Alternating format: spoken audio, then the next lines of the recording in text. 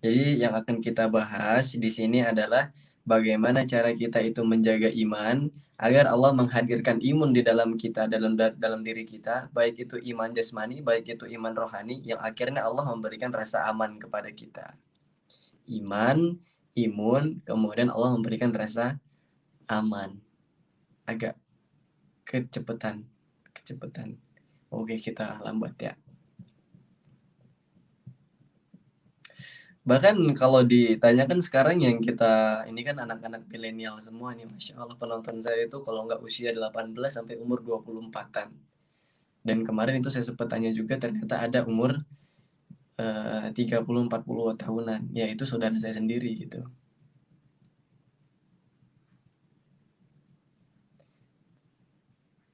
Nah, kemudian bagaimana cara kita menjaga iman kita agar Allah itu menghadirkan imun dalam diri kita, baik itu imun rohani, baik itu imun jasmani, agar Allah menurunkan aman kepada kita.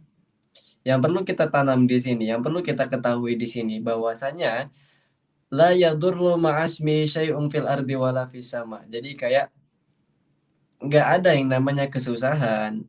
Yadurru itu nggak ada yang namanya kesulitan, nggak ada yang namanya penyakit, nggak ada yang namanya musibah.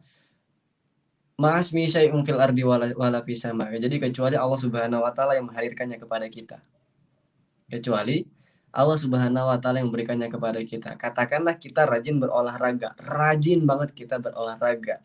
Tapi karena imun itu tidak disandingkan dengan iman yang di atas, yang mestinya di atas, ya terserah Allah. Allah bakal menurunkan di situ tuh penyakit. Allah bakal menurunkan di situ untuk apa? Allah menurunkan di situ kamu penyakit-penyakit yang sebenarnya kamu itu sudah menjaga imun kamu. Loh kenapa? Karena tidak balance antara dia itu menjaga imun dia, tetapi yang paling atas, yang paling penting pokoknya itu adalah iman dia tinggalkan. Nanti di akhir dikasih quotes ya, Yung. Oke. Nah, jadi sebelum kita beranjak daripada yang nomor dua ini, imun ini, kita mesti harus mengutamakan yang pokok ini. Yang pokok itu apa?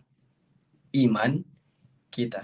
Bahkan bagaimana cara menjaga iman kita? Cara iman kita itu kalau kita tidak cara mendekatkan diri kepada Allah, maka dengan cara apa lagi? Kalau kita itu sudah dekat dengan Allah, maka Allah di situ maka di situlah yang Allah katakan eh, Allah akan mengikatkan keimanan dalam diri dia. Contohnya dengan cara apa? Allah memerintahkan kita sholat di sini.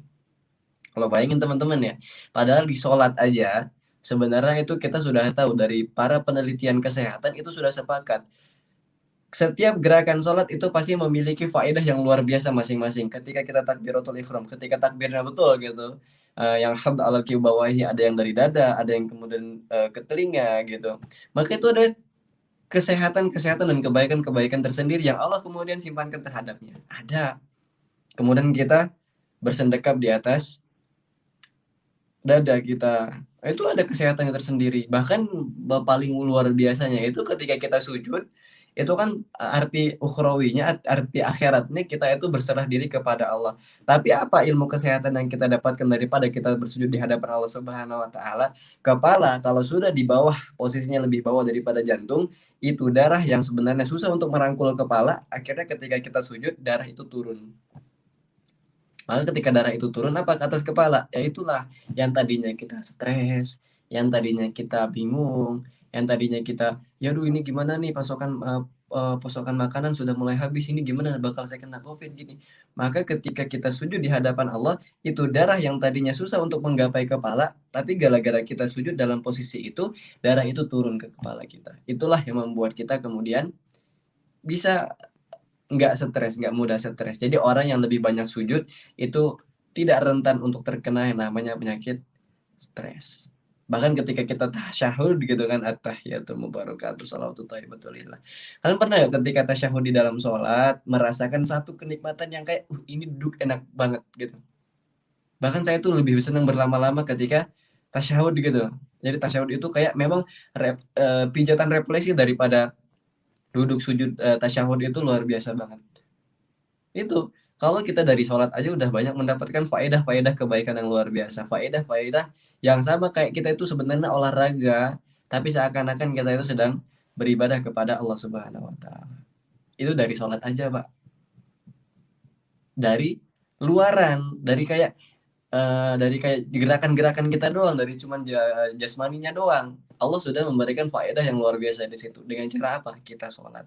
Allah menurunkan pahala di situ, Allah memberikan kesehatan daripada kita sholat. Apalagi ini yang paling penting. Yang pertama sholat, yang kedua ketika kita itu sedang sholat, menghadirkan hati di situ. Hati semuanya yang bakal merencanakan, oh kita ini bakal sakit atau enggak, oh saya ini bakal sehat atau enggak, oh saya ini bakal diisoman atau enggak, lah tentang hati.